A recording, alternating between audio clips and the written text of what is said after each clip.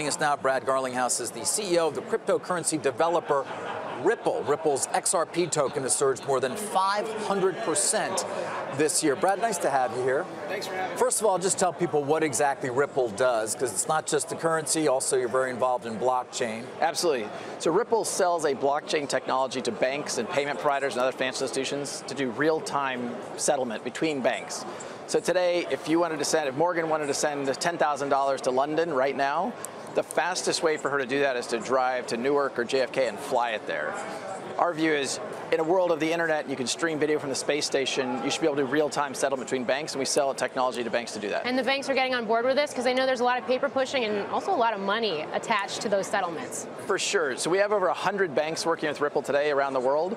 I think the vast majority of banks, like 99.9% of banks, actually are paying other banks, the global money center banks like JP Morgan or Citibank, to make those settlements. So a lot of the banks are very excited about democratizing how these global payments flow. There's a belief that, you could transform the global payment system over time, although then the alternative argument is you need a centralized.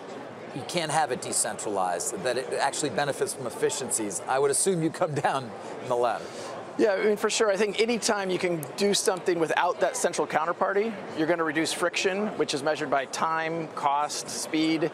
So by removing that central counterparty and going direct from point to point, you can skip going from the Bank of David to the Bank of Morgan to the Bank of Mike. You just go directly to the Bank of Mike. So if the immediate opportunity is efficiencies in this area of the actual kind of nuts and bolts sort of plumbing of the financial system, how does that relate to the value of the Ripple tokens or of the Bitcoin or cryptocurrencies? They're taking on a separate life, it seems, from the future of adoption of this technology. It's a great point, and I think one of the things we all have to remember is that the value of a token over the long term is really going to be derived by its utility. What problem is it solving? How big is that problem? How many customers do you have? There's no question there's a lot of hype in this system, and I don't actually think that's a good thing. For Ripple, we use this digital asset called XRP to settle liquidity needs between banks.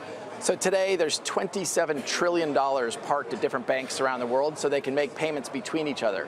Our view is you can use a digital asset like XRP to do that in real time.